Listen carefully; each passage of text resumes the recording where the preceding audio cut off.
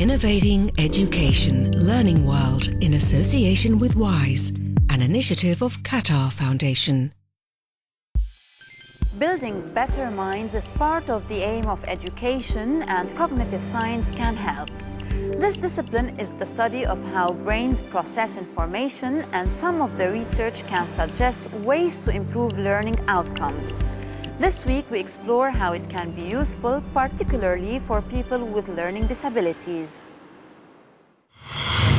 Do your children dread reading out loud? Do they struggle with school? Appropriate cognitive academic intervention can help young people overcome difficulties like these, as we see in this school in Paris.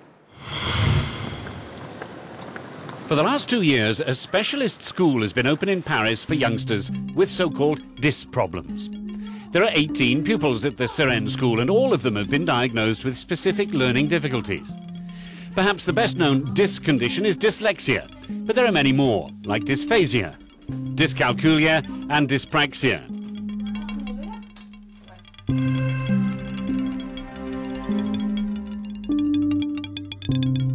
I don't like reading much.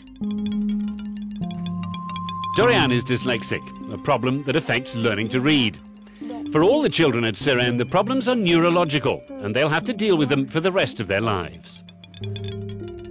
We feel less strange here. In a mainstream school, we have more difficulties than the others. So they treat us differently, like disabled children. These youngsters need more time to learn, but Seren's specialised resources and staff are intended to help them overcome their difficulties.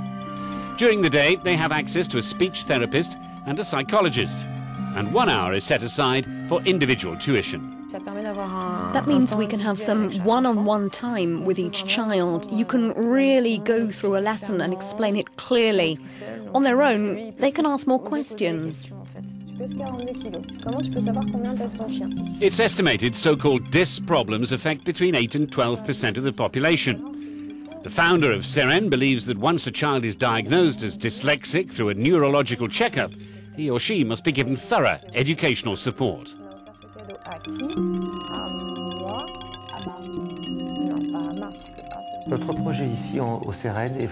Our project at Seren is really to create a bridge between cognitive neuroscience and education.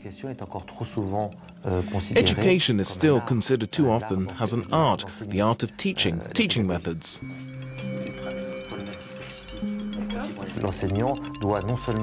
The teacher not only has to master the profession, but also how the brain learns, and to know how to manage a class properly so that the lessons come alive. It costs almost €1,000 a month for a child to attend Seren, a sum partially or sometimes totally reimbursed by the state. Since the school was set up, the response has been positive. They're smiling again and happy to come to school, so everyone's a winner. Self-confidence is another quality they aim to build at Seren, with the eventual goal of helping youngsters return to mainstream school.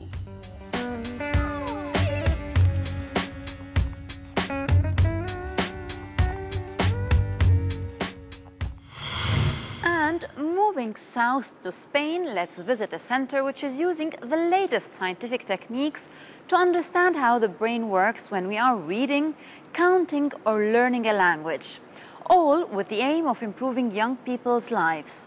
Let's take a look. The Basque Centre of Cognition, Brain and Language, or BCBL, is an international centre researching cognition, the brain and language.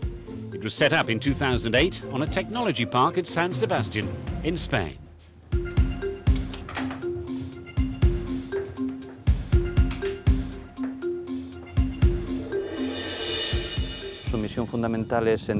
The core mission is to understand how language is acquired and processed.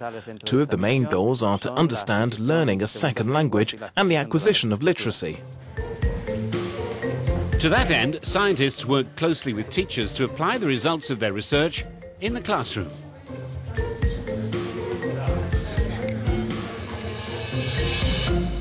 In fact, we have a laboratory in one of the schools, and what I foresee is that some of the discoveries we'll make in BCBL will be very useful in improving the quality of life of children with special educational needs.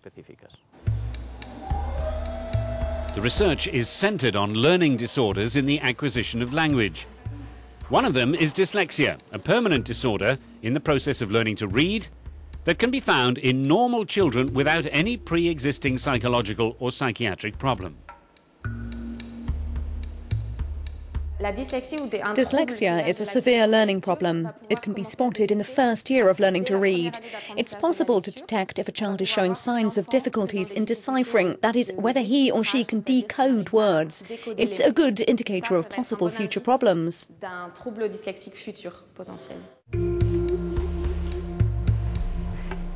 They're also researching other disorders that are less well known.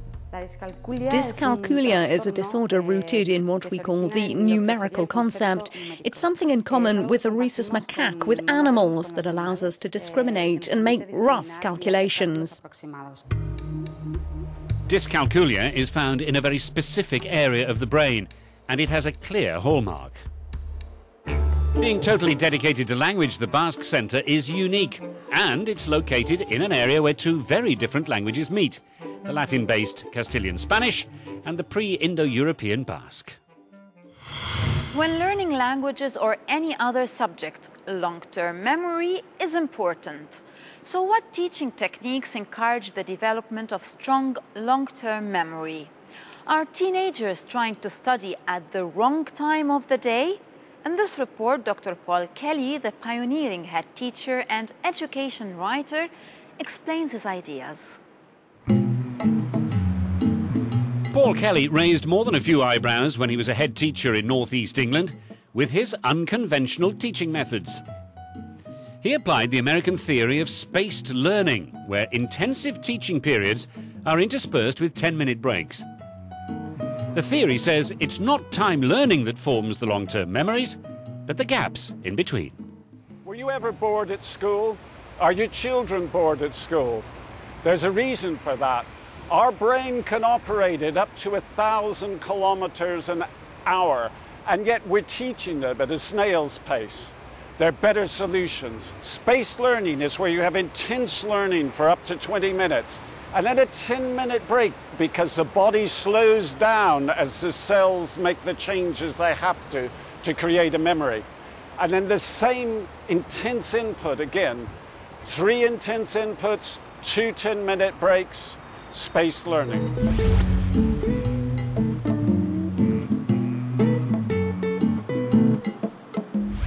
There's so much more to learn these days. Education faces a huge challenge. Here at the British Library, thousands of books arrive every week. It was different for Sir Isaac Newton. For him, there were only a few thousand books published in the whole year he was researching. So what did he give us? In his scientific work, he discovered the secret of gravity. And what do modern scientists give us? They give us the answer to the question, why is it teenagers are so hard to get out of bed in the morning? The reason teenagers don't get up in the morning is here.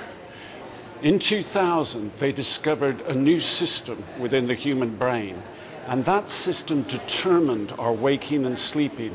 In fact, a lot of our actions through every day. Teenagers and adolescents needed to wake up 2 to 3 hours later than other people, and it's something we can't change.